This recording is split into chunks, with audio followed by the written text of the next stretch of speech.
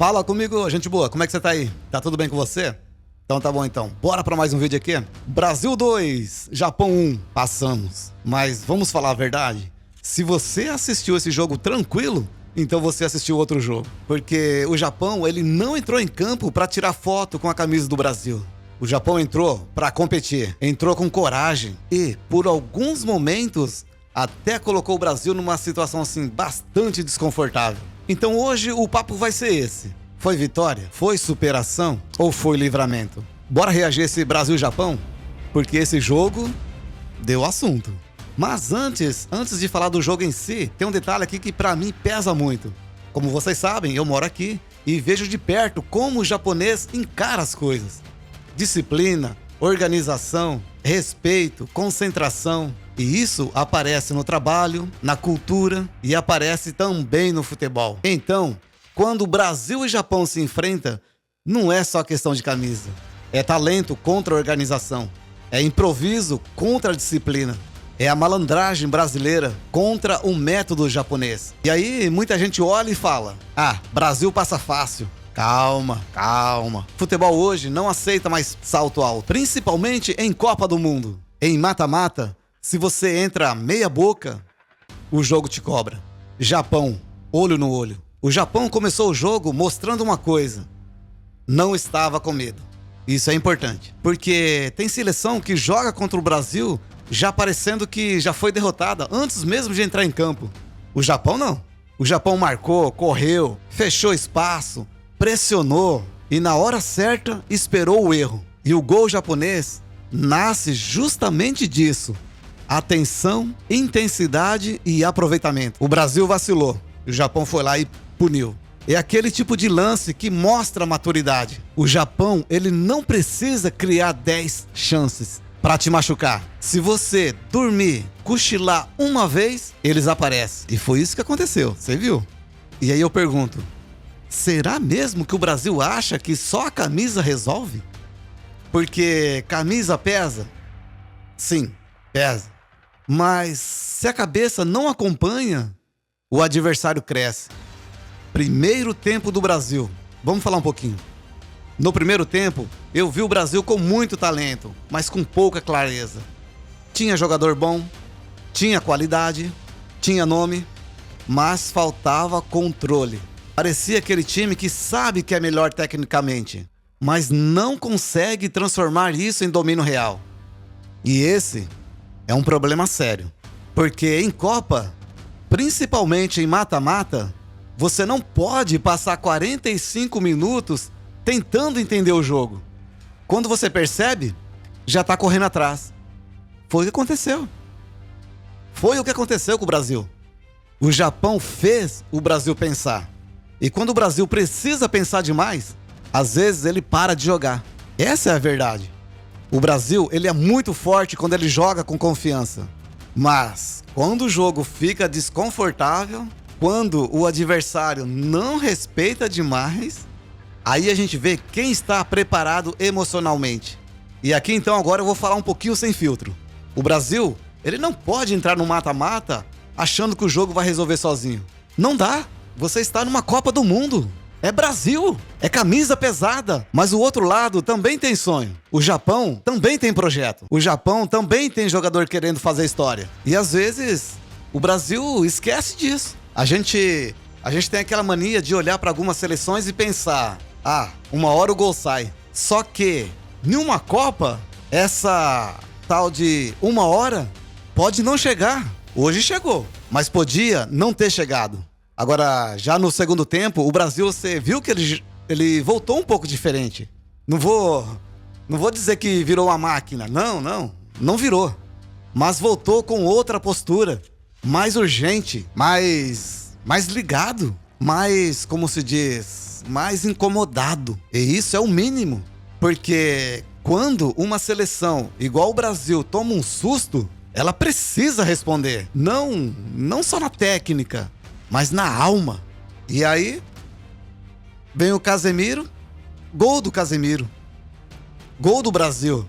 E olha só a importância desse gol pro Brasil. Não foi só o empate, foi um respiro, foi um calma. Ainda estamos aqui. Foi um tipo de gol que muda o emocional do jogo. Casemiro pode ser criticado, pode estar numa fase ou em outra, mas tem uma coisa que ele tem: peso de decisão. Ele não se esconde. E esse gol do Casemiro tem um simbolismo grande, porque em um jogo bonito, todo mundo aparece. Mas em um jogo amarrado, um jogo nervoso, um jogo feio, é ali que um jogador cascudo faz a diferença. Copa do Mundo tem muito disso. Nem sempre você vai ganhar dando show. Às vezes você ganha sobrevivendo. E sobrevivendo também faz parte. Mas aí fica a pergunta: o Brasil quer ser campeão sobrevivendo ou dominando? Porque uma coisa é passar pelo jogo difícil, normal. Outra coisa é transformar sofrimento em padrão. Aí não. Aí complica. Aí complica. E aí, quando o jogo parecia que ia ficar com cara de prorrogação, vem o Martinelli. Gol no fim, cara. No fim, como se diz, aos 95 do segundo tempo. E foi um gol assim, um gol de quem entra ligado. Um gol de quem aproveita a chance. Um gol de quem muda a narrativa. Esse tipo de gol, ele é cruel para quem perde, libertador para quem ganha. Para o Japão, foi um golpe duríssimo, porque eles estavam vivos, eles estavam competindo, eles estavam levando o jogo para onde eles queriam levar. Já para o Brasil, foi um alívio. E aqui está a palavra: alívio. A comemoração foi de vitória, claro, mas também foi de escape, porque o Brasil, ele passou perto de uma complicação gigante, cara. Agora, eu preciso também falar um pouco do Japão com respeito. O Japão, ele perdeu, mas ele não saiu pequeno. Ele saiu mostrando organização, evolução e personalidade. E para quem acompanha o futebol japonês, isso não é surpresa total. O Japão já vem crescendo há anos. Não é mais aquela seleção simpática que só corre e marca. Não. Hoje tem estrutura, tem leitura de jogo e tem jogadores mais preparados mentalmente. Então, faltou o quê?